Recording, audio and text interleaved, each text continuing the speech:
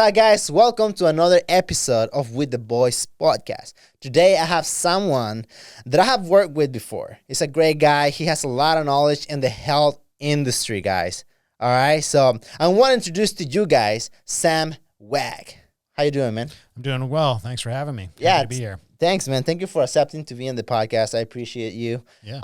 So we worked before, right? So I help you guys with social media. So you guys offer a lot of services, great services.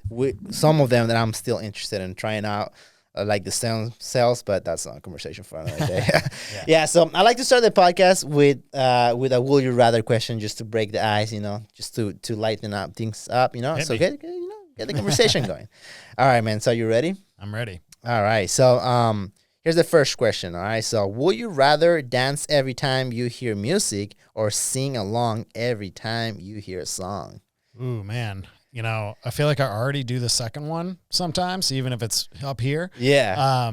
However, this is tricky because there's a lot of songs I don't want to sing along to. And if I had to, that'd be tough. Yeah. But I think I'd rather sing along than dance to those ones. So Right, you're in a I'm meeting. going to stick with the sing along. The sing along. Yeah, Yeah. I think I'll pick that one too. Yeah. Because imagine we're in a meeting and then Right. just like start dancing. Yeah. Like, But if I started singing, that might be weird too. yeah. I don't know. I think I could really set the scene sometimes. Some good Celine Dion comes on, my heart will go on. Like I could capture the moment, I think. Yeah, I think so too. New career. You close the deal right there. Yeah. You're just They're like, damn. something of this That was guy. a perfect moment. Yes. Oh my God. Yeah. Well, do you sing? No, not professionally. By Not any means. professionally? Yeah. No, Even okay. in the shower, I would say I'm average at best. You're average. Okay. Yeah. Oh, I mean, average is better than For the than right common. genre, I think, Yeah. Like what? Uh, Genres? I mean, definitely it's going to have to be country, which is essentially speaking. So that's what I could probably rock. Yeah. I got a couple verses locked up there, though, if we want to go rap. Show us. I'm diverse. Well, I mean, no, we can't break this out just for anyone for free. Yo, okay, I got it. You just like, come on, guys. Yeah. Come on now. All right, that's good. Okay, let's go to the next one. So, would you rather wake up naked in the forest 5 miles from your home, or your underwear at work? So, wake up naked 5 miles from your house, or wake up with just underwear Yeah. at your workplace. I'm gonna say the underwear at work. Just thinking in my mind how quickly I could rectify that situation. It'd be a lot easier. We got some sheets. I could make it a toga day for a little bit. But 5 miles from my house, yeah, it'd be tough making it home. I might be jailing it. Yeah. or running a lot more than I want to. Yeah, Naked, especially. that'll suck. I'm kind of on the I live in Mission Hills. I'm pretty close to Hillcrest. I might get snatched up. Yeah. Yeah. That's true. That will be a tough one. Yeah, I think I'll pick that one too. I mean, I'm here. Yeah. Not too far. Yeah, we should do some close in there, If you pick the other one, it's like I got some questions for you. Yeah, right. Like, what's going on, buddy? Yeah. Yeah. That one's tough, man. Because imagine just like running naked 5 miles. 5 miles is a long distance. Yeah, Just to be it naked. is. I don't even want to run 5, especially naked. And Yeah. you can be dodging a lot of houses. Like that's a tough scenario. So It is. Yeah. give me the undies every day. Yeah. That was easy. Yeah, I agree with you in that one. Yeah, for sure.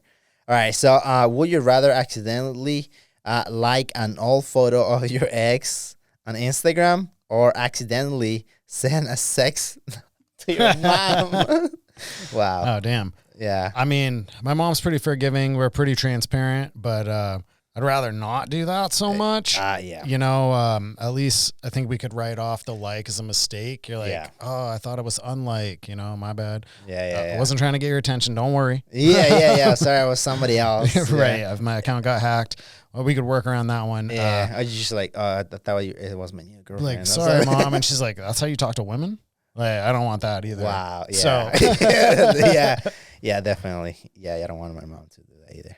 Like, and it's not that I talk which is like, in a super respectful manner, P.S. Yes, exactly. Yeah, respectfully. Yeah. I mean, it's like those PG sext, unless they're Yeah. warranted. Yeah, of course. I imagine that. Yeah, I will not like either situation, and because some of the exes are just like a little Yeah. too much. For a what I'm saying? reason, I'm good. I'm not taking it lightly on the like. But Yeah. Kind of lean that way, Exactly. Yeah. Respect the relationship I have with my mom. Exactly. Yeah. Yeah. That's a good one. All right. So, would you rather own a car with a horn that plays YMCA or a car with your kid's favorite cartoon character painted on the side? Do you have kids? I don't. Okay. But Or your nephews? I'm still going number one. I mean, I think that one, I don't even use my horn that much. And I think the couple times when people, you're like, oh, man, it's usually when someone's just not going on the green light. I'm typically not that aggressive, crazy person doing it on the highway. Yeah. So I actually think it worked in my favor. You know, they're like, "Oh shit, man! I didn't even realize I was kind of snoozing on the green light." And then you hear that, like, what? They're like, YMCA. "All right, this guy can't be mad at this guy, man. He just wants me to get going, get moving a little bit. Obviously, he's an advocate for health." Yeah, so, you know, and they'd be looking back. It'd be some badass car, so you can't be mad at that. This guy's got a sense of humor. Look, exactly. It's funny as hell. Yeah, it's funny as heck. Yeah, definitely the cartoon thing. Yeah, no, that's a tough one. That's a no. That's easy. I do have a daughter, so yeah. What would the character be? She goes through phases, man. Sometimes can be Elsa, you know. Sometimes can be, have you seen the movie Coco from? No, not yet. Disney, no. So can be that one, or sometimes he just picks weird cartoons that I don't know. I've heard, kids really like to watch stuff on repeat. So any movie I can avoid until potentially that time happens, then at least I'm seeing it for the first time once. Exactly. But yeah, that'd be tough. Plus, with the phases, what if all of a sudden she's like, "I don't want to ride in your car. I'm sick of Elsa." Exactly. Yeah. I got a new Elsa whip. is fun. Yeah, I mean, I used to like Elsa. Now I'm just like over her. Like, come on, I know. Let it go. Come on. Right? Yeah. All right. So, all right. Would you rather look at your mom's internet search history or your dad's search history? I feel like it's no surprises either way. But probably just check my mom's. Yeah. Made me feel good. I know she's probably Googling me and stuff. She's a big Sam fan. So she's. I think that'd be a good pump the tires. Yeah. That's good. But I'm sure my dad's will be fine. Yeah. Yeah. I mean, something not. Yeah. I think I'm know what to expect. I guess. Right. Yeah. Man, what can he be? The tools and stuff like that. All right. Last one. Yeah, okay. Let me see. Would you rather have everyone you know be able to read your thoughts, or everyone you know have access to your internet history? Man. That's a to be honest, I'm gonna go with the history. I'm a pretty transparent person. They would probably just be like, "This guy's looking up a lot of stuff, like research stuff. I don't feel bad about it." Yeah. The thought thing's tricky. Your instant, like, immediate reactions, those thoughts that like, you're like, "Ooh, glad I got that filter," Yeah. Yeah. They make you a little different person. Exactly. And then it's like every, I don't know, sometimes, like you're saying, the first thing you think is not like the most polite one, right? And if somebody can read it and like, oh, that's it. And that's not even, I would say, like a real you thought. It's almost like that voice in your head, the instant reaction, like, whoa, I mean, maybe, but let's make a full judgment here. Yeah, exactly. Yeah.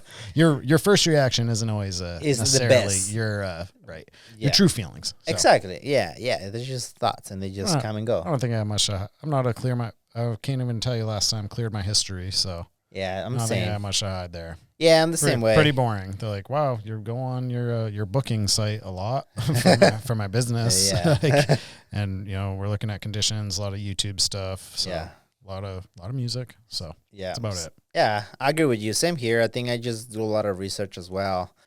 New technology, what's like other people that do marketing, what they're doing that is new. Maybe some of my friends can help me out. They're like, man, you're really trying to figure out how to do some of these investments. I got you. Right. Yeah. Some of the things I research are like, hey, that's actually my job. Yeah. So that's what I help you with that. Yeah, exactly. So it'd probably be better. Yeah. They have more insight in you. It's like, oh, this guy is really struggling to make sandwich or something. Like that. I have some strengths. Yeah. For sure. Yeah, that's hilarious. Well, man, that was awesome. I think I'll pick the same thing. So tell me more about you. Who's Sam Wag? Like, where you come from, where you born, and stuff like that. Yeah, that's a loaded question. Where do I come from? I'm from a small town called Madison, Maine. Mm-hmm. Grew up in like a mill town. Maybe that's not a very common term out here, but meaning that our town had a paper mill, which was kind of the main attraction of what brings people to the town. Like most people live there because their father, their mother, someone works in that mill. There's not a lot of other attractions. You wouldn't really be going to that town unless you work there. Okay. So that means I grew up with a small amount of kids. My high school had about 300 kids. Wow. I graduated with, we started freshman year with 80 kids and finished with 50. I don't even know where all of them went, but we got some solid attrition there. Yeah. And, looking back, I think there was a lot of good and bad about that. Growing up in a really small place, one thing I've realized compared to, really polar opposite here, right? Like you see new faces every single day that you're never going to see again. But because of that, really drove me to kind of be true to your word, speak with your actions, because people are going to notice that. And people know there isn't a need to go around and tell people what you do or how you do it, how good you are. Show them. Yeah. So I grew up playing 3 sports: football, basketball, and track. And I guess kind of continued that on as far as like the evolution. So at high school, I went on to undergrad. I stayed in state, only about 45 minutes away. University of Maine at Orono. It's the only Division I school in Maine. Walked onto the track team there. And that was a, really different experience, pretty humbling, because I went from, competing with like a smaller group of athletes to then all of a sudden on that Division I stage, and it was against, the best of the best from our state, but some of the best in this country. We had a really gifted team. A lot of the females in our team went on to like Olympic type levels. So we had a lot of males that were qualified as alternates that won our conference for different events. So it was a really competitive group that super motivated and drove me to show I had another level, could do more. Nice. And growing up my whole life, a lot of injuries. Unfortunately, that's kind of like the same boring story. A lot of people that end up in some type of health are there because they had their own personal kind of lead into it. I got injured a lot growing up. I broke, I think it was 10 bones in a 2-year span. Wow. So I felt like I was always injured. Yeah. And that led to a lot of physical therapy. So I kind of started the path. And what's interesting is I think everyone has that, maybe like a sit down conversation with your parents or a mentor or someone to really iron out what you're going to do. And I just never feel like I really had that. My girlfriend at the time in high school, her mom was like, you should do physical therapy. You've been injured a number of times, or you've experienced it. You like sports, you get to work with athletes. It's a good career. I'm like, enough said. And I felt like I didn't really research a lot of other stuff, or it was kind of like, neither of my parents were like, don't do that. So in undergrad, I got my degree in exercise science with a plan of going on a PT. Well, then I did an internship with a PT, spent about 300 hours with her. Great lady. But at the end of the day, kind of did similar stuff most of the days. And there wasn't as much using your body as I thought there would be. And it doesn't mean that there aren't physical therapists that do that, or there aren't different ways of practicing, but ultimately it just wasn't what I thought I'd be doing as much. And what's very interesting is it came up in conversation, and she's like, oh, this guy I went to school with, he transferred to chiropractic school. He's a doctor now. He does blah, blah, blah, blah, blah. Well, if that guy transferred, then like the prereqs can't be that far off. Yeah. So it kind of felt like I was getting painted into this box. I'm like, I just do this first level of education to move into a career that like I'm already not that pumped about. And I hadn't really considered chiropractic. My uncle is a chiropractor, and I was able to speak with him and, talk to some other people and move some parts around. And it seemed kind of serendipitous. Like I had already taken all the classes, and the only couple extra classes I had taken, like those were exactly what I needed. So that seemed like kind of a sign to me. Yeah. Went on to school in Florida to kind of hyperspeed this, but it's like I went to grad school, and then starting in practice, we did more like chiropractic, personal training, massage. So like just those 3 things, pretty straightforward. Work with a lot of athletes. Of course, San Diego is a very active place. That was awesome. We got to work with a lot of pro athletes, a lot of professional athletes, a lot of weekend warriors, but it's just built up over time. And this kind of comes full circle. My frustration growing up, getting injured was, we'd finish whatever rehab. They're like, you're great to go back to whatever you're doing. Yeah. Well, I wasn't. It's like, I was out of pain, but I didn't have anywhere close to the level of function. So that was the first thing we really want to bring into our clinic, is like actually getting people back to doing what they love and doing it in the way you did it before. Not just saying, hey, I'm not like a 7 out of 10 pain on my elbow anymore. Yeah. The other aspect was, outside of these professional athletes, people need way more help with nutrition. Way more help understanding their hormones.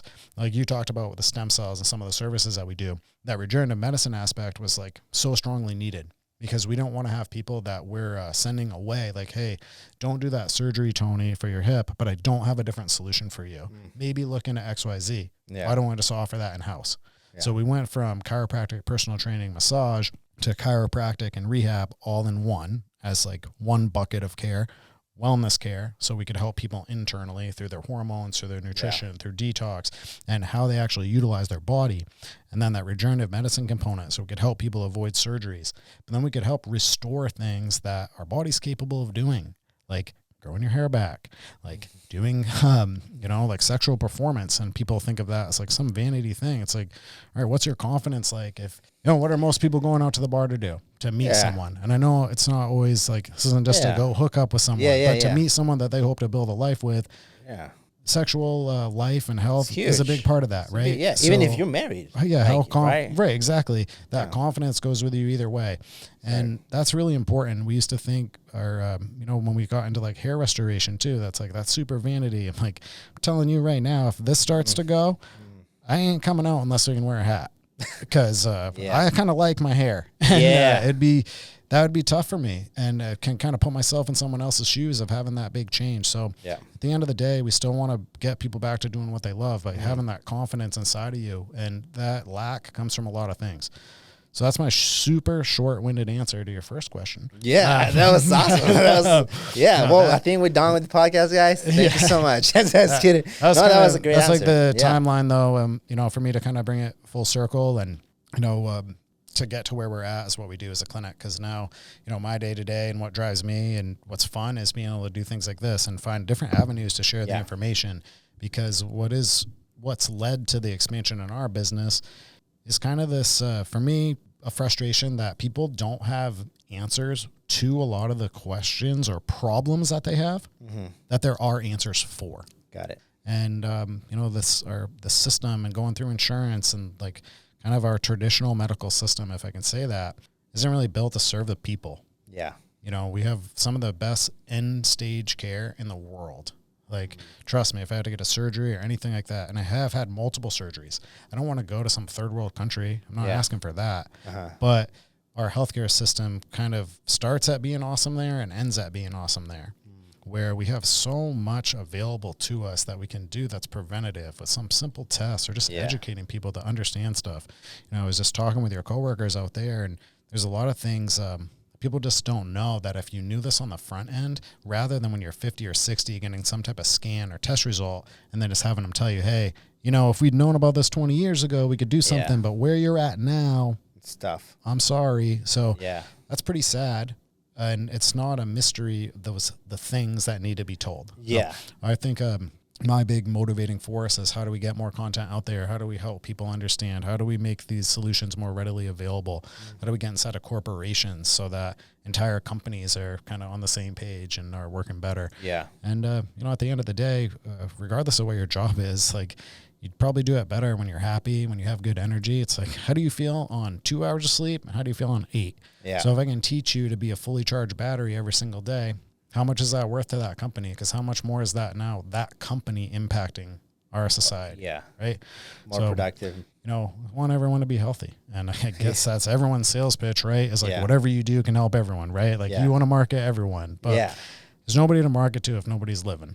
Exactly. Right? Yeah. And if you're not successful in business because you can't work the man hours, you can't have the focus, you can't show up, then you're not getting anywhere. So really, it's a super overused, health is wealth, but I find that the simplest statements are true, right? Yeah, true. I think a good example of what you were saying is like, I remember when we were, one of the times that I was at one of your clinics and I was like, we were recording videos, I think.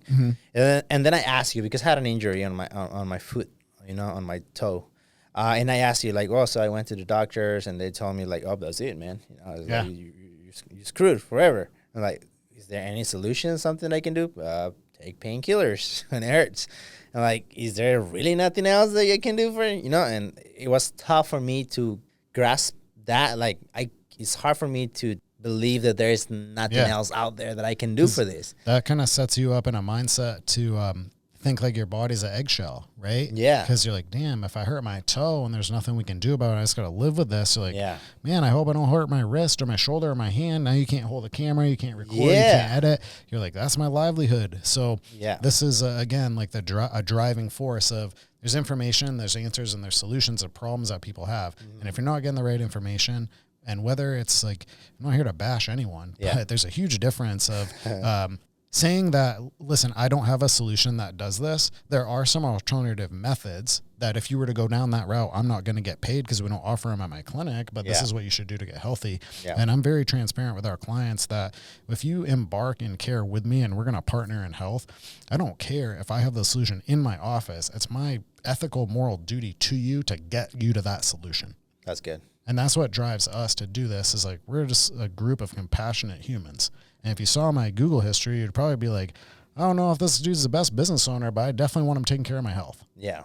And that's what I can pride myself on and hang my hat on because that's what I went to school for. That's what I've learned from. That's what I can share my personal experience.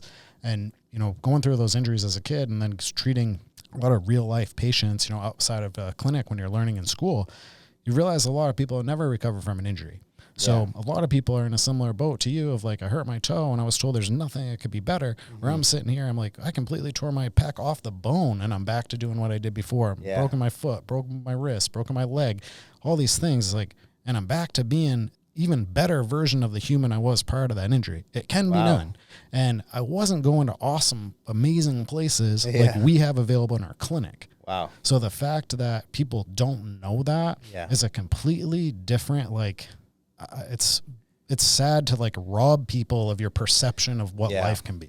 It's not fair. Yeah, because you guys do offer a lot of things. I remember when I was there, you guys have a lot of services, and I was like, really? Is that what you do? Wow, what is this for? And I was like, asking a bunch of questions, like the ozone water. I was like, what is this for? Yeah. You know, you guys show me all these cool tools, and like, it's like too much, trust me. Yeah. Like, what is going on here? Like, I didn't know I could do this, you know? And I remember when I asked you that question, when I was telling you, and I felt so much better afterwards, the conversation with you, because you told me like, no, man, I think you told me like, try the stem cells. They will help you with the injury, you know, and you started guiding me, giving me examples of things and kind of giving me the information. Right. And then after I was like, okay, so there's something that can be done. Yeah, there is something I can be doing about it, right? It's not just like, oh, that's it, I'm screwed. There you go. Totally. Yeah. Like I use this example a lot with people because a lot of clients that we work with, we're working over a long period of time. So like 3 or 6 months and we're making big body composition changes. Keep going. I guess the example I use to that person is imagine looking in the mirror. And if I look in the mirror and I don't like how my body looks, but I know what to do. So if I look in the mirror, I'm like, oh man, a few pounds overweight, definitely added up over vacation, blah, blah, blah, blah, blah.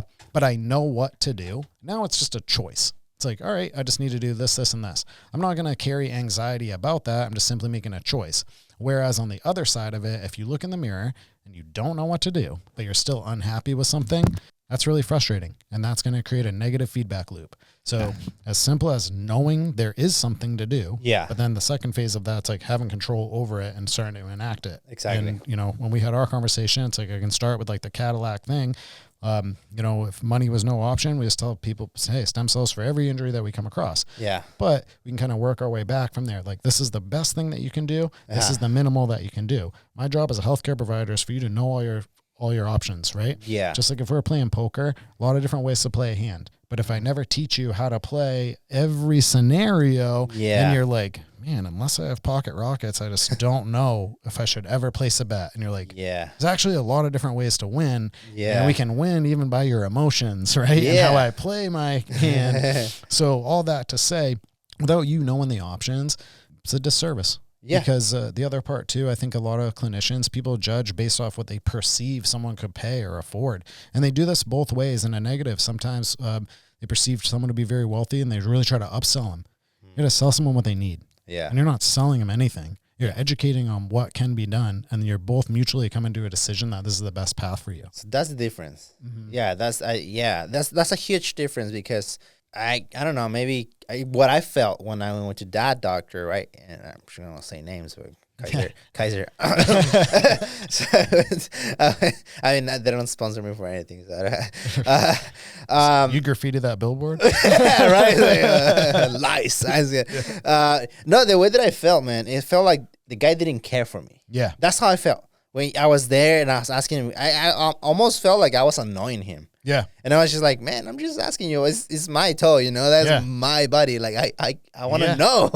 And Yeah. it's like, this is your moment to get to share with them, right? And express. Yeah. And you've probably been waiting a while to talk to someone Yeah. about what's going on. Yeah. And that's a huge difference in what we do, where I see someone for our initial visit, we're spending an hour together. Yeah. I would say typically the first half of that, it's really just getting to know you. And it isn't to crack jokes and this and that, but we have to build some level of rapport. I need to understand what's going on, what you have done, what you haven't done, what did help, what didn't help. Yeah. That's pretty much it, right? We're going to dive into those questions in more depth, or I can sit here like this and go crazy and just show you how fast I can type. Yeah. Well, I ask you a lot of basic bullshit questions Yeah. that are not getting me any deeper, because I've had that same experience where it felt like I was annoying someone to do what I perceive to be their job as Yeah, I'm sharing my health information, and Yeah. someone's just blah, blah, blah, blah, blah, like, how tall, this, when was your last this, have you had your vaccines, have you Yeah, blah, blah, blah. yeah. I'm like, dude, can we talk about what I came here for or what? When is Yeah. that part of the appointment? Exactly. And then you get to spend 3 minutes with a doctor who literally, my last experience was a doctor, and this is like 10 years ago, but the doctor came in, we started to talk, his phone went off, he's like, I'll be right back, left for another 10 minutes or so, Wow. came back, we talked for maybe 2. And like, it literally get to a point where it's just not worth my time Yeah. to be there. Mm-hmm. And then the opinion is like marginal. A lot of times I've gone to like, what do you think we should do? Yeah. Like, I think we should trade coats and maybe give me your paycheck for this week. Right. If I'm making this decision. Yeah. And that's really frustrating. What do you think we should do? I had that happen for 3 subsequent visits, all Yeah. for the same condition that I was going to look into, where I made the end decision every single time. Wow. But I'm paying money to them. Thank God I'm a provider with some type of acumen of what we should be doing. Yeah. Why are they trusting what I said? First off, it's like, I'm not saying I don't think I'm a little qualified to guide my own health, but like, it's kind of crazy. Like, yeah, that happened to me, but what if that's the every time experience? What do you think we should do, Tony? That's hilarious. Like, take the toe, man. Yeah, Like, I don't know. I don't know. Yeah, that's so funny because it's like, yeah, you're right. Like, what do you think we should do? I don't know, man. I Imagine came they here said because that I with your don't. car. You're like, Yeah, that's literally why we're here. Like, Yeah. you saw my Google history, man. I don't know what to do with this I don't know, thing. yeah, what do you mean? Yeah, I don't know what to do with this thing, man. That's why I came here. That's so cool, but that's so true though, because I mean, at least for those big like health corporations, things like that, I think it's all about like business. Yeah. Not that for other businesses out there is not, because it is, but I think the core values of the business has a lot to do with it, right? I can put it this way so everyone can feel good. We're not here to like bash anything. Yeah, Truthfully, I would say, we'll say 99.5% of doctors are out there to help people. And I don't care what profession you are. You can be a medical doctor, or osteopathic doctor, a chiropractor, a dentist, anything that's doctor associated, or even any type of provider or practitioner. I really think we're all here to help people, right? Yeah. And people, at minimum, you went into that field because you're inspired in a way to make people better. However, it isn't the providers that make it this way. It wasn't that doctor that came in, spent 2 minutes with me to walk out. He's not by his own volition choosing to do that, but the system that he's in is making him do that. And ultimately, doctors are doing what the insurance pays for. The insurance is really dictating a lot of the services that people get. Yeah. And that's really it. And kind of what I said before of like where our healthcare starts being awesome and stops is like we're amazing at this urgent level of care, our emergency services and all that stuff. Amazing. There's nowhere else I would want to go, surgeries, all that stuff. But the other side of that, of if we would spend a little more time getting to know you, and then maybe I could educate you on some nutrition, some dietary changes, instead of seeing you for 2 minutes, giving you a medication, seeing you in a couple months, and you're like, hey, that actually did nothing. Yeah. I'm like, Correct. So now I'm going to spend less minutes with you, but you're going to get less out of it. So it doesn't make sense. And that's where we kind of flip this. I'd rather The script, have you pay out of pocket, but understand the service that you're getting, because you could pay less more times. Yep. Right? So if you have a copay and you're like, well, it's only $40 if I go to blah, blah, blah. I'm like, great, go wait, like spend your actual time, like whatever it costs you to be away from work, go to those appointments, go multiple times. Or on the opposite side of this, we're going to pay more money, but this is an investment and not more money over time. Probably in a year, more people are going to spend less money with me or with my clinic because we're going to get to a solution instead of you, death by 1,000 cuts. You're like $30, $30, and that's not perceived as a lot. But now you're dealing with the same issue for 4 years. Yeah. What's that worth? Like, it's kind of crazy, but we don't zoom out enough to be like, well, I don't know if I can spend this to a solution, right? So if it was your knee or your foot or whatever, we do stem cells or something that's like, all right, we fixed it. Yeah. So anyways, all that to say, like, I don't think any provider doesn't want to help someone, but the system that we're in and kind of our like Western medicine approach is more dictated by the insurance, Yeah, it is. Yeah. Have you seen this meme of this kid that they ask him, like, I think it's pretty funny because somebody asked him, like, hey, what do you want to be when you grow up? And he's like, I want to be a doctor. Retired. Right? What do you want to be when you're grown up? And he's like, I want to be a doctor. And how much do you want to make? They ask him that, the kid. And he's like, I want to make people feel better. That's awesome. That's good. So that's like, okay, that's that's great. That's great, right? Because he's set on the right path, which is like to help people. What you're saying, all providers, I guess, I mean, I'm pretty sure some of them kind of join just because of the pay cut, right? But a lot of them, they really care. My mom is a nurse. Yeah, so she really like cares for like helping people, patients and things like that. I remember like sometimes she kind of like people that needed some help, they got a cot or whatever. Like she will go to their house and kind of help them out. Okay, here, you need to go to the hospital, but I'm going to help you right now because you're bleeding out. Right, we're going to do a little like intervention now, but get you to the right place. But go to the hospital. Yeah, so I get that part, like all like medical people, like they really like in the core, they care for people, right? To help out. There's like a bigger purpose there. So going back to the stem cells, what else do you offer there? Like, so I know you offer the for what I can recall, the chiropractor sessions. Then you also have cupping, right? Yeah. So and try to break it down the easiest way.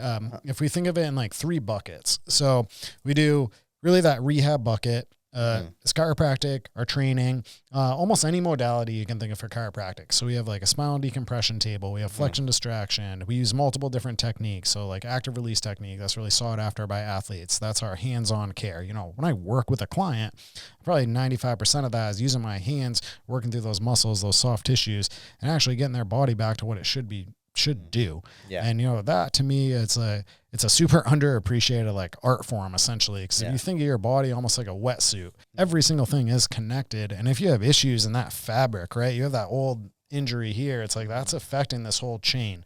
So through what we do through assessment, evaluation, our orthopedic testing, and then the treatment, you're resetting that entire fabric, which if you don't have that foundation, you can take medications, you can do these one-off things so you're blue in the face without addressing like the base of it, right?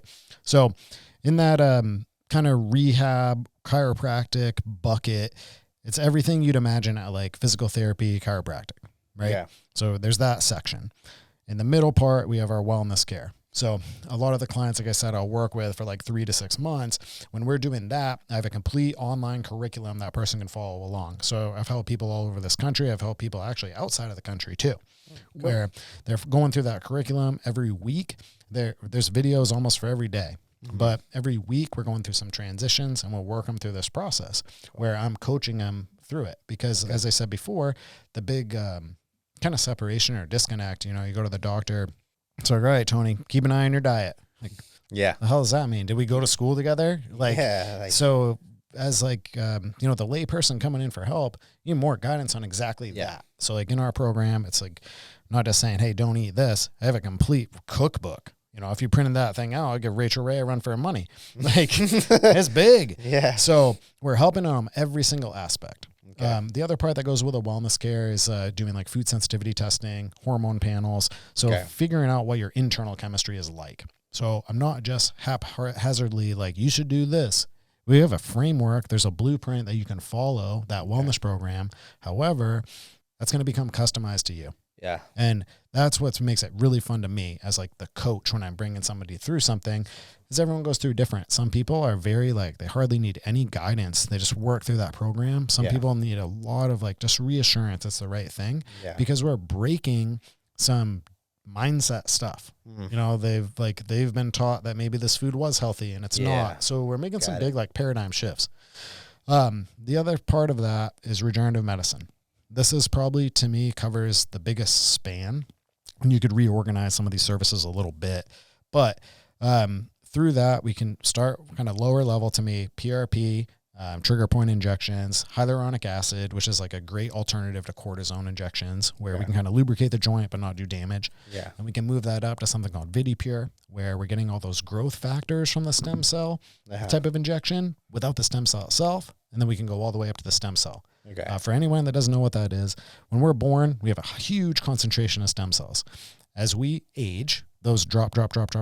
That's why if, say a 15-year-old breaks their arm, that's going to heal in like 3 weeks. If a 75-year-old breaks their arm, that's like 14, 15 weeks. Same exact injury. It's just that that person has way less stem cells.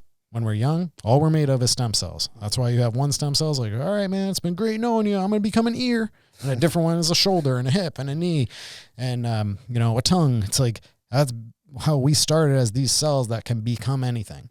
So when you do a stem cell injection, if you have an injury, like say you've hurt your meniscus, you have a tear in your knee, and we put those stem cells there, those stem cells have the ability to become the cells that are around them.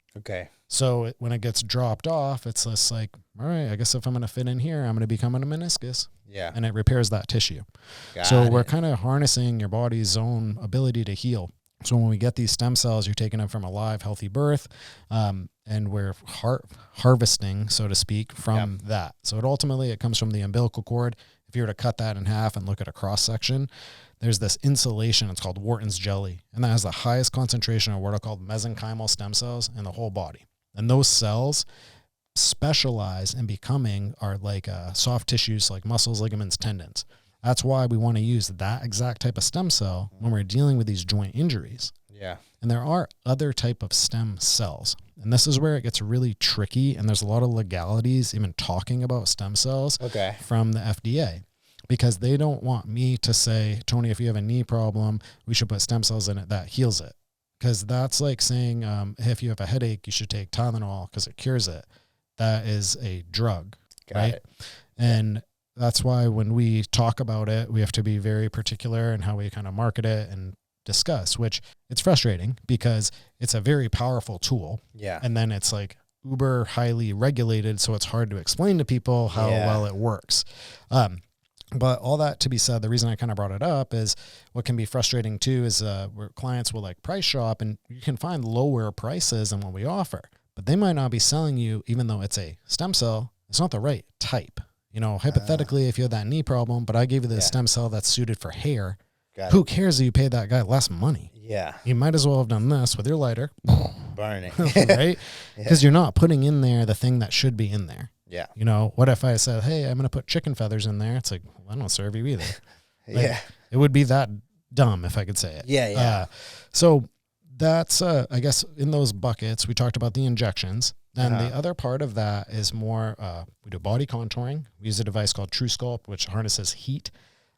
Two things you could never, ever do when it comes to working out is, even if you've lost weight before, you can't get rid of fat cells. You can shrink them. So we gain weight, fat cell grows. We lose weight, that fat cell just shrinks. That's why if someone's lost like a ton of weight, like 200 pounds or something, their skin, they have areas where it's like just kind of loose skin, or it feels like a soft pouch.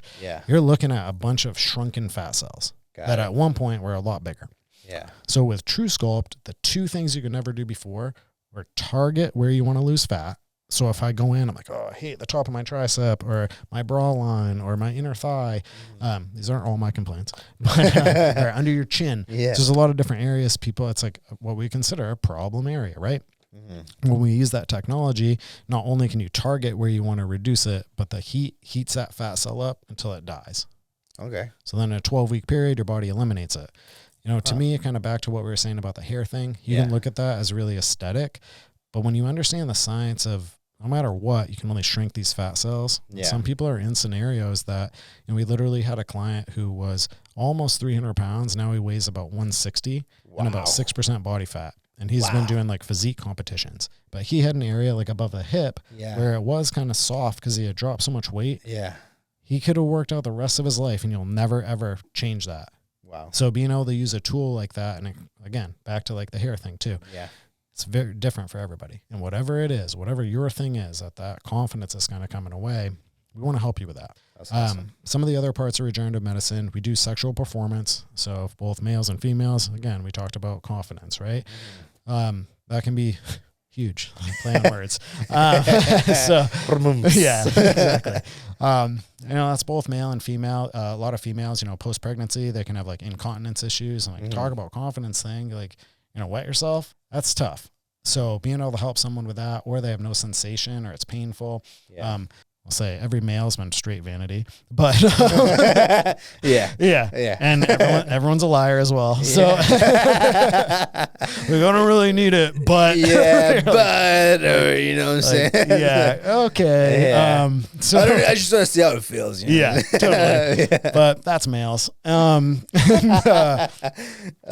It's tough to admit it though, right? For men, because like you have maybe to your friend if you guys like maybe close, but just to say it out loud, even to your girl, is kind of. This has been, we kind of talked about like what drives you to keep moving forward and stuff. One of my biggest things of learning is like truly how to communicate with people, because getting to the level of like your toe hurts, but I know there's other things I can do. And if I can't navigate to a conversation where you're confident, being like, honestly, Sam, probably the biggest thing I don't like in my life is I go out on a Friday night with my boys. I'm super nervous to take a girl home. Yeah. Because it's like 30% chance everything is going to work down there. I don't know what's going on, but this is just a fictional scenario, guys. Right.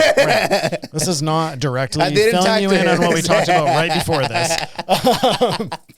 So make your own judgment on that. But no, it is fictional. Yeah. So if he, you said you're like, it's like a 30% chance. I don't know what's happened, but these last 2 years, I really notice it. Like I thought it was whiskey dick. It's not. You're like battle tested. I just don't know what's going on. Battle tested. Yeah. But if I can't navigate to that conversation with you, now I'm no better than anyone else because we have a solution that could help you. Yeah. But if I don't have the balls to have the conversation with you about it, yeah, I'm doing you a disservice. So no pun intended. Yeah. Right.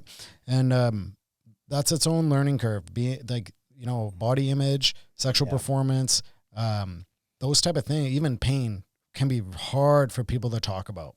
And they can feel a level of, I would say like a shame type of thing. And I sense this with people sometimes so I try to break the ice and kind of preface. I'm like, hey, when we're here, like today, this is a safe space for us to have a conversation. Nothing leaves these walls, but for you to be transparent with me about what's going on. Yeah. Because I know that you have a dream vision of you, right? It's like when you wake up, how do you feel? Where do you live? What kind of car do you drive? It's like we all have that, right? That narrative in our head. Because that's how you judge every day. You're like, am I living that or am I living this life? Yeah. And how far off am I? Yeah. Because that's how we dictate our days, right? Like, all right, what steps do I have to take from here to get to here? So if that person can be really transparent and they're like, man, I got a banging body and that dream me. And I look like this and this and this. And like, this is how my husband treats me. And this is blah, blah, blah. Great. Let's make a path. And I am not judging you based on where we are. I'm super excited about where we can be. Yeah. So let's do that together, because I think going back to what we said, I want to make, just like that, the kid being the doctor wants to make people feel better. We all want to make people feel better. We just have different ways of doing it, right?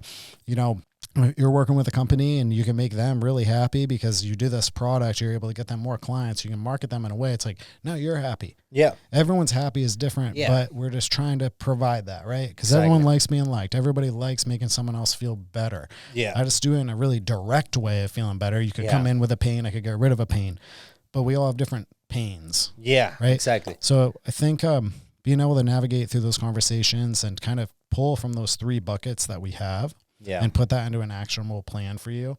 And that's what really excites me, when someone can come in with something that, if they've seen everybody. Like I love being the last resort when we pull it off. And I think I can confidently say I would do that a really high % of the time. Yeah. Okay. So from all this, like what you're saying, stem cells and just like sexual performance and all the services you offer, now that we're talking more about like people's psyche, right? Like people like mindset and all those things. Is there like specific generation that you have encountered that has the most issue with it for male and female? That's interesting. Yeah, like who you like? I Is think it older what's people? tricky. Yeah, it's hard to say an exact age range, but some people are very married to like you do what your doctor says, like you do what your MD says, and if they don't say it or they don't sign off on it, you don't do it. Got it. And that part's frustrating to me. Okay. And sometimes, I think I've kept a youthful persona, but Yeah. I've been treating for 11 years. And sometimes when, I'm basically hearing like no, only because my other person told me I can't do something, even though I have the science, the facts, Yeah. and like clinical experience with this exact condition getting better, that other person's no carries more weight. Got it. That's frustrating. And that's not just an older demographic. It comes across everywhere, but I probably see the top of the bell curve being with those people. Older. On the other demographic. side, some of them are very open to move forward Okay. with different services and things like that based on how their life's played out. Because if there are, but maybe once ever, they stepped outside of like, well, the MD said this, and I was like, for like your toe is a good example, right? Yeah, yeah. What you were told, and then you came to see me. It's like now you'd be more likely to listen to alternative perspectives each time. But if you're just like, it is what it is, right? Yeah. Then why would you kind of entertain those? So I think that's one that we encounter, kind of like I touched on before, sometimes price and, like I do need to make a living off what we do to some capacity. Exactly. Yeah, right? exactly. Yeah, yeah. And it's That's not understandable. like we're trying to gouge people with some crazy thing. But when they look at like, we'll only pay this for a copay, and then you try to compare what we're doing as a service, it's really apples to oranges. Yeah. And like what you pay as a copay isn't a isn't a valid comparison to what you're getting in value. Wow. So, right. Because saying like, I pay $30 here. Like, well, what do you get for $30? Nothing. Yeah. Like, so 2 minutes of time with them. Great. You're going to spend an hour with me. So let's do 2 minutes at $30 per 2 minutes. That'll be my new rate with you. Yeah. Yeah. You're like, I'm not paying that. I'll pay your regular rate. Yeah. It's like, okay, like are you getting a solution? Yeah. So working with me, and like I said before, even if it's not in my clinic or I don't make any dollars off getting to that solution, I'm going to navigate you to that. And I am charging you to follow up with me. And like, you're not going to invoice. These are my billable hours for researching everything we've been talking about. Yeah. Because I want to have that solution for you. So I don't know if that answers the question. No, but, it does. It does. Cause it goes to the question of like, how much is your health worth? Right. Totally. Right. And that goes back to what I was saying of navigating the conversation. Yeah. It's one thing to get into the tricky areas as far as just like, what do you really want help with? But then that's another one to, again, have kind of know when you're hanging in that conversation to not just let that person walk out like, well, I'm going to think about it. Like, let's really talk about this right now. Because when you go home to think about it, you talk to your husband, you talk to your wife, almost guarantee they didn't go to school with me. Yeah. So you know who knows the answers you're thinking about? Me. Yeah. Let's chat. Exactly. I'm You're the expert. I'm not your CPA. I'm not your finances person. We have options to help you, and I'm here to help you with that. But whatever you go home to think about and talk about, and I respect that you want to make a decision with your spouse, but I want you to have all the right info, right? And understand the different ways, like there's different payment methods, there's different ways to go through this. We could do financing, we can do a lot of different things, but let me make sure you know what's out there, right? Yeah. Because just like if you took your vehicle, right, into somewhere and like, do we need to do this? Probably in a couple months we're going to do this, but like if you don't do this part, there might not be a couple months. Yeah. Right? Exactly. And you'd probably do it on the spot. So why is it so different about our body, right? Yeah. And it just comes down, what's the outcome that you want? You know, with your toe, if I'm like, listen, we're going to knock it out of the park, we could do this. We could start with some hands-on and see what happens. Yeah. Based on the history, I think we can get better to a degree. Maybe we can get 60% of the pain gone. Yeah. But we might need to add another level of something, whether that's PRP, VidiPure, stem. Like, let's just have that conversation. Yeah. And then I kind of put the example of a lot of times we're trying to get to a summit, but there's a lot of different paths we could take. You know, some of them are blazing straight up the middle, right? Yeah. Fastest there, costs a little more to get there fast. Yeah. We can do it some other ways, but how much does it cost you when more time becomes involved? Because we can zigzag and tack that whole thing. Yeah. But what is that going to cost you by the end of it? And do you have the time to get to that solution? To that solution. I think here's the two ends of the tough conversations is getting down to what's actually bothering you, and then how are we going to deal with it? Yeah, that's true. Yeah, because like in my case, like if I want to, like I want my foot, like my injury to like be better. Yeah. Or you say earlier, like you want to be the same or even better sometimes. Right, Like, well, right. if I had to pick, I'll pick being better. Who wants to get back to just being Yeah. the same? You're like, oh, it'd be awesome to get back to just like the same. Like, when you The choose, same. you choose to be better Yeah. if we could, right? Yeah, 100%. Yeah. And so just changing the topic a little bit, and something that you mentioned earlier was the hormones, Yeah. treatments, and all of those things. That's like a very trendy topic. It's very like taboo. Too. Taboo as well, Yeah. right? Because when people say hormones, like, oh, you're doing like Yeah. steroids and stuff like that, and like, no, Yeah. that's not what that means. They're- yeah. So what to somebody that doesn't know anything about like hormones? Okay. How would you like summarize it or like explain it to that person, kind of, so they kind of know that it's not, no, man, it's not steroids. You Yeah. know?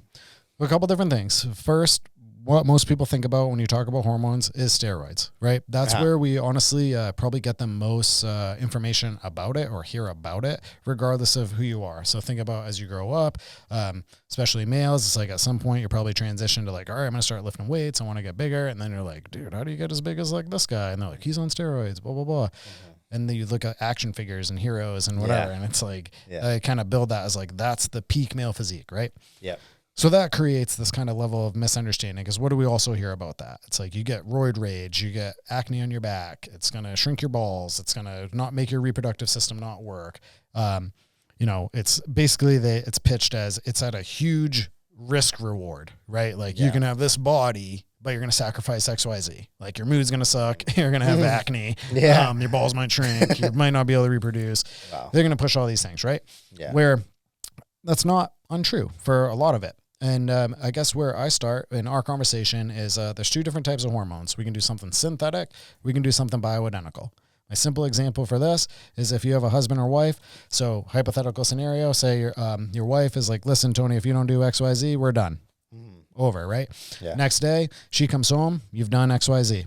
You're like, whatever that was, laundry, dishes, paid in a Elsa thing on your car. So it's like, Yeah. everybody's happy, right? Yeah. But we didn't add any variables. We just changed the expression of one. Okay. That to me is bioidentical.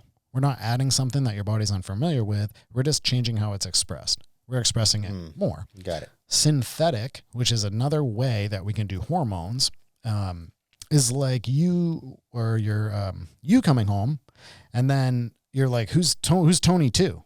Who's this guy at my house? Yeah. Doing the dishes and the laundry Yeah. and talking to my wife and making her laugh. You're like, oh, This I'm a guy. little pissed off about this scenario. Yeah. So that's synthetic. We're Got adding it. something else to your body. Yeah. So when we do that, then that goes into a dosing software. That software compares you to 4 million people that are like you. So that will then tell us like, hey, this is how we should dose this person to kind of get to where we want to be. The procedure that we do are called pellets. These pellets are probably like the half size of a Tic Tac. So we do a little incision in your glute or on your flank, and that pellet just goes under your skin. Okay. So for males, that's going to last for about 6 months. For females, it's about every 4 months. Uh-huh.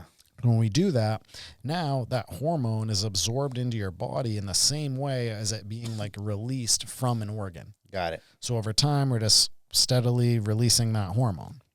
So I guess to summarize that all together, we're doing it in a bioidentical way, meaning that we're using something that's exactly identical to the way that your body produces hormones. Okay. We're implanting it because the other options are you could do like a patch or you could do some type of cream. Okay. But not everyone's skin absorbs things the same amount. And then that's kind of a pain in the ass because you have to apply this cream at the same time and the same amount to the same place. And that's putting a lot on you. Yeah. Where we really, it's like you do the pellets. Once that's inserted, you don't have to do anything. Like you just kind be of you and put it in live and your life. forget it. Right. Yeah. We're going to do a follow-up lab draw in a month to see how your body's responded. If we need to add more, we do it. But from there, on that blood test, then we can kind of see where we're at. It's like, all right, your thyroid started to respond. Okay, great. Your kidney's looking better. Your liver's kicking in, whatever it is. Yeah. And we can supplement that with supplements or nutraceuticals based on the results. Got it. So I guess to kind of summarize everything, it's like where hormones get a bad rap as well. It's like testosterone's for males, estrogen's for females. You can never do hormone replacement if you've had cancer which is true with regular, but not with bioidentical. Got it. And there was like a study that went out that ultimately was to try to prove that, but it was pitched as being bioidentical where it wasn't. And things like this happen where it's like, oh, but I heard, but people don't get to hear the other side. Yeah. Right. It's like, how many people have heard rest, ice, compression, elevation, right? If you get hurt, Yeah. rice. That guy came out and was like, actually, I was wrong. Heat is way better. Yeah. How many people know that? Yeah. Not many. No many. Yeah. So when a study goes out and then it gets published and, people are reading it, it's like, well, that's what I've heard about hormones. And when you asked about like, what's a demographic, sometimes that struggle with stuff, it's hard to break that with someone. Yeah. I did a talk yesterday about osteoporosis. Average person was, was an older demographic. And I had a lady at the end, she was 94. We talked about some of the things that we did. And she's like, well, I had cancer before. I'm stay away from hormones. Well, on the flip side of that, I had a client who, after treating for a while, the symptoms she was talking about, it's all hormonal, right? Yeah. And we talked about hormones and the way that we do it. And she's like, I can't do it because I had cancer before. Like I had a mastectomy. And I said, you should come to my talk. Yeah. Okay. And she came to a talk. It was like 2 days later where I was going over hormones and what we do and the way we do it. And I shared all the studies and the proof that actually show if you're on bioidentical hormone replacement, your chance of having a reoccurrence of cancer, even if you already had it, which is what reoccurrence means, it's lower than someone not being on it. The chances of death are lower than someone not being on it. Wow. So all the proof's in the pudding, and there's the studies that are there. Yeah. But people were misinformed a while back, and then we just cling to that thing, right? Yeah. In our culture now, it's like how often someone's like, I read, blah, blah. It's like, what you read was the headline. You didn't read the thing. And it's like that clickbait headline. But then when you read the thing, it's actually the opposite information. Yeah. Hence what clickbait is. Yeah, like, exactly. Just to get your attention. Get you in. And then it's like, oh, they actually didn't mean it like that. Yeah. So with the hormones, testosterone's for both of us. We're going to have more than a female. They're going to have more estrogen than us. But at the end of the day, we do have both. Yeah. Predominantly when we do those pellets, it is using testosterone, but testosterone's that tide that rises all ships. Yeah. So if I get my testosterone in order, everything else is going to respond kind of appropriately. Got right. it. So think about like you as a human, right? You have money coming in, whether it's one source or multiple sources, and then that money flows into other things. So you cover your health insurance, your life insurance, you cover your rent, your mortgage, your electric, your whatever it is, right? All that comes in. Okay, let's just quadruple that money. Do all those other things go up? Did they become easier or better? Yeah. Whoa, but right, easier. right. As long as you're good at managing your money, but if you kept that same flow, so think of testosterone like that currency. It's like we just gave you way more currency. Got it. And the way that we see this with clients too, and again, we practice functional medicine, so the ranges we're looking at are a lot different than maybe what someone traditionally would look at. Yeah. As for males, we go 250 to 1200. If you go to your doctor and you're like, listen, I haven't had an erection in months, and you're at 253, he might say, that's so weird because you're within range. Yeah. Where what we know from a numbers perspective is like, if you're below like 270, I expect you to have some ED, some loss of libido and stuff like that. Got it. But what I also know is that if you're not above 900, your risk of Alzheimer's is way up. Wow. And I would say the average male that comes in is like around 500 to 600. And we have a lot of guys, especially, some of these military guys that from the outset, you're like, the dude must be G.I. Joe level hormones. Opposite. Yeah. They're like 200, 300, super low. Because think of the stress of that career. Yep. Physical stress on your body, mental stress, one of the hardest things, like, hey, thinking, battling for your life, right? Yeah. That's putting you in a cortisol state. That's putting you in a fight or flight kind of stress mode. That's not a time of your body expressing those hormones. So, a lot of these guys look the way they look because they kind of got to that shape maybe prior to getting in. But all that to say, it's like the proof's there that getting you to certain levels is going to be really beneficial. Yeah. So there's a big difference between like, well, I heard my hormones were okay when we got them checked. Yeah. I'd like to look at them. Yeah. Let me have a look. Kind of see where somebody's at. So now that you touch on this, because this taboo again for men, because nowadays we're getting more informed. People like you that provide information and things like that. So we're kind of opening a little more about it. Yeah. But some of us, include myself, some of us, we're like, I don't know if I want to talk about that much. Yeah. So So for that, the testosterone levels, because I heard that before, right? Because I have done the tests and stuff like that. So I remember how I met this guy. He was in the military, and he also was doing something similar to what you're doing, but not to your level. Something similar in that regard.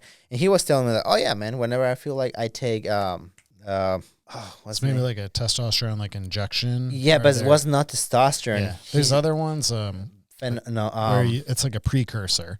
So your body, it's like to help your body produce more. Was it called? How's the name? It's HC something. Kind of blanking on it. There's a few different ones. Yeah.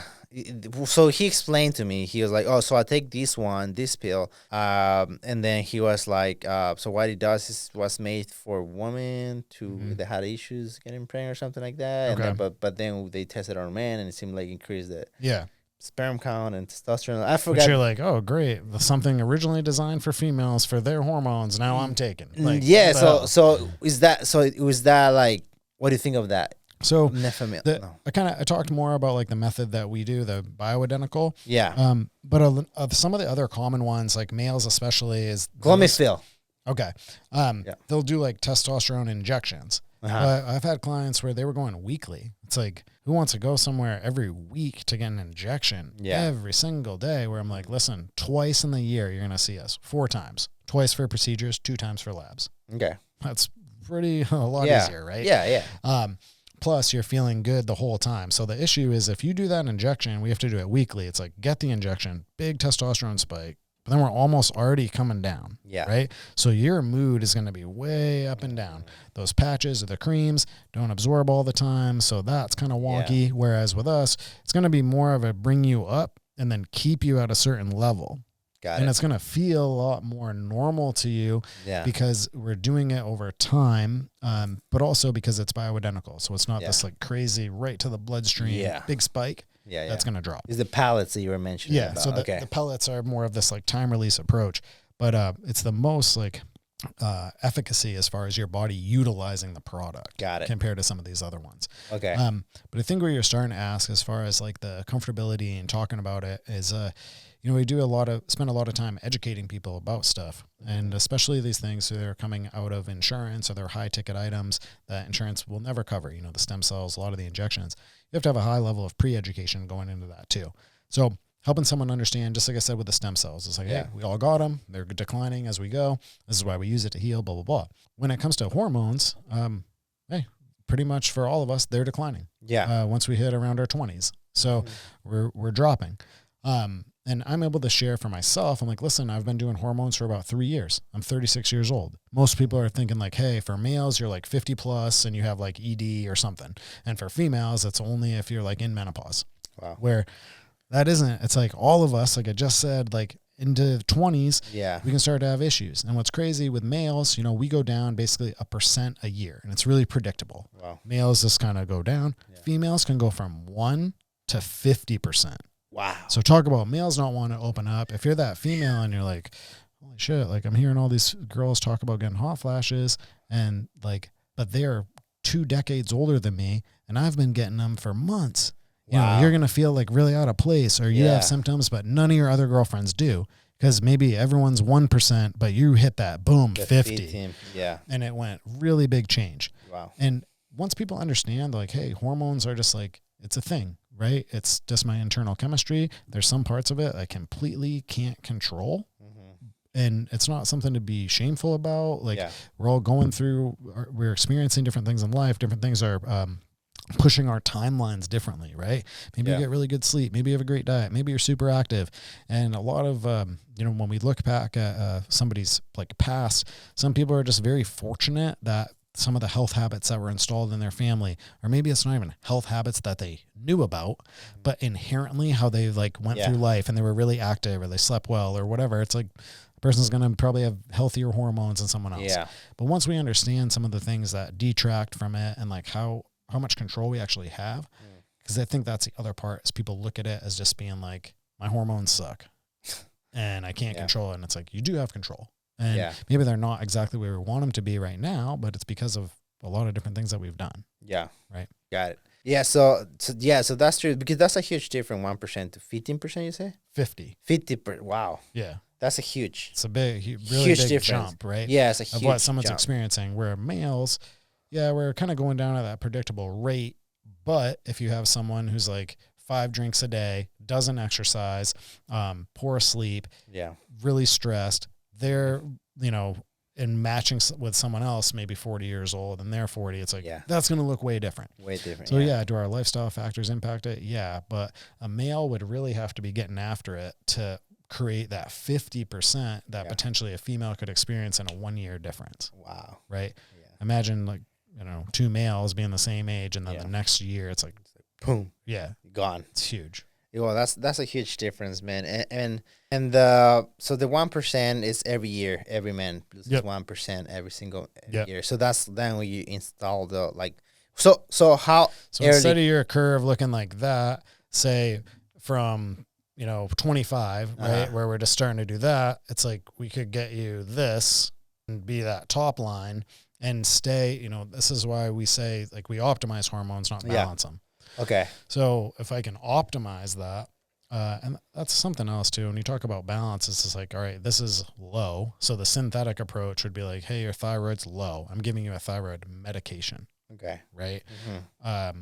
Where we're trying to optimize things. So like, hey, is your thyroid low because it's not working, or is it not being, there's no uptake? Is it not being stimulated? Yeah. Are different problems. So we have to look at kind of what's right for you. Okay. So for let me see if I'm getting this right. So for men and women, what's the age limit or like that they can start doing this? I think we want somebody over 18, but you're probably looking like early 20s or mid 20s is kind of like where we want to be at. What's interesting, and there isn't really an upper end. I've talked to my nurse practitioner a lot, and he's like, as long as there wasn't something precluding them, it's like no reason you couldn't do this into your 90s, Yeah. Because we're just optimizing. We might not be dosing as much, maybe we don't take a 90-year-old to like 20-year-old levels. Yeah. But having that person up even X amount. And I think I wanted to circle back to this on like the currency, right? When we're giving your body that more testosterone. Mm-hmm. When I was talking about some of these like military guys we see, they can be pretty low on that scale. Maybe they're at like 300, right? Mm. Well, for most people, you're going to feel some changes like in 7 to 10 days, but sometimes up to a month. Well, imagine you and me both like inheriting $1 million. If I'm like really cash negative or I'm like in debt, say I have like $600,000 of debt, right? Mm-hmm. And then I get that $1 million.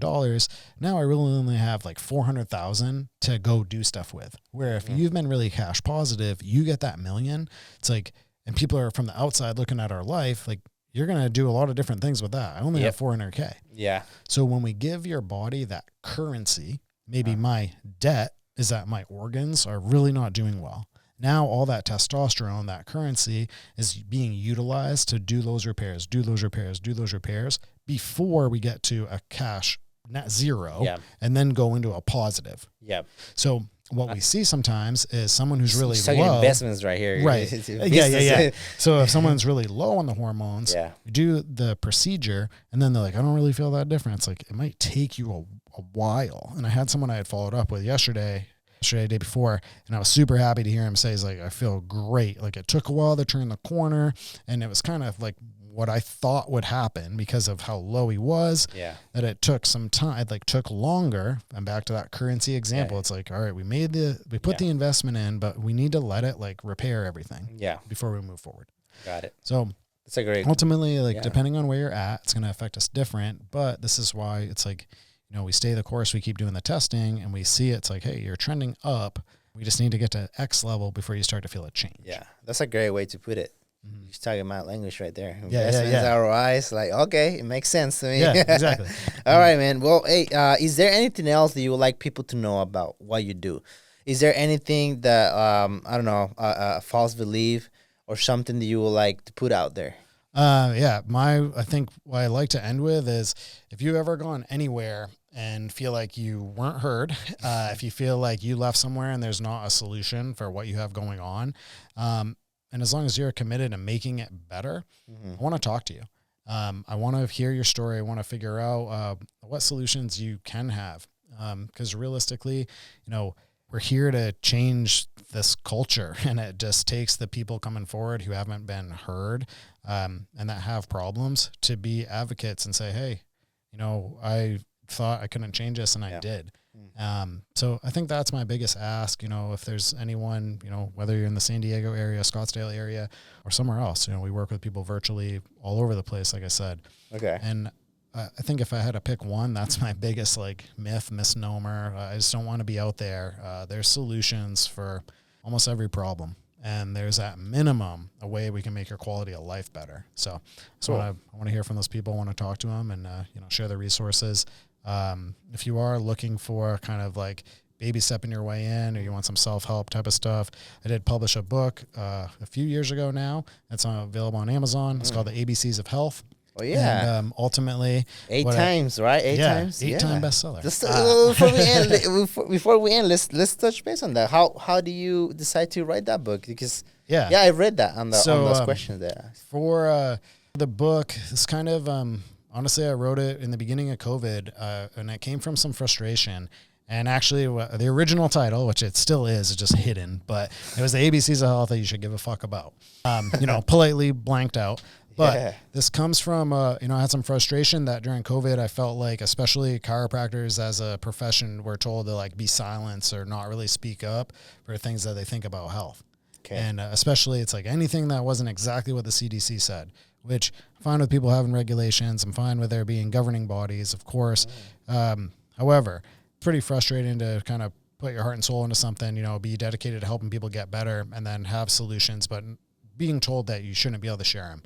And that kind of led to me wanting to write the book. And that was hence the, like, if you want to know some ABCs, these are the ones you should care about. Okay. So what I did with the book a long time ago, I love analogies. Obviously I shared a bunch of little like metaphors, analogies. So I was thinking doing an analogy a day, and I'm like, I don't know if I got 365 that are in me that I can put to one, like towards something. I'm like, what are they? Health? Are they this? Are they life? Whatever. And after kicking it around more and more and more, and then COVID hit, I was like, alphabet, man. I'm just going to take every letter of the alphabet as one topic. Wow. Anxiety, booze, caffeine, detox, exercise. I was going to go through what I think is the most prevalent.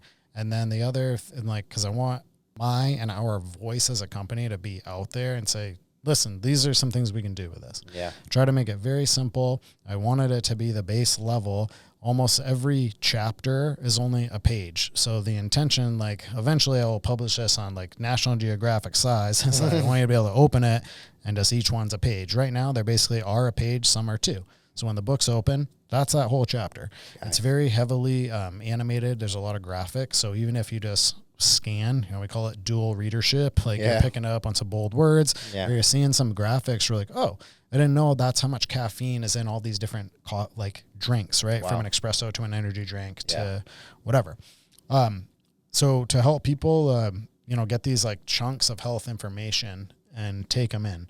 So making it very readable, easy. It's like, you know, my little pitch is like, put it on your coffee table or your bathroom, you'll be done in a week, easy. Nice. So that's kind of what started that. And then, it took off really well when we launched it. And this is available for people on Amazon if you want to check it out. Hardcover? We have, it's a soft cover. Soft cover? Okay. Yeah. Is it audio? Is it Audible? We have I don't have the Audible yet, which I would love to do. Yeah. So we'll be back here for that. Yeah. But, right. We do have a Kindle. There's a Kindle version as well as you can get the soft cover. Nice. But yeah, check it out. You know, a lot of people like it for the easy readability. You know, make it super simple, and I talk in very layman's terms, like we were sitting down chatting right now. Nice. So if you're looking for something easy or you want to interact with us from afar, free to grab that. What's the name again? My one sales pitch. The ABCs of Health. ABCs of Health, Amazon. Go check it out, guys. And it's also, where can people find you and your business? Yes. Just look at the camera and just tell us where. So if you want to interact with my company, we're Fix Medical Group. We have 2 offices in California. We're in Rancho Bernardo and in Mission Valley, so close by to here. We also have an office out in Scottsdale.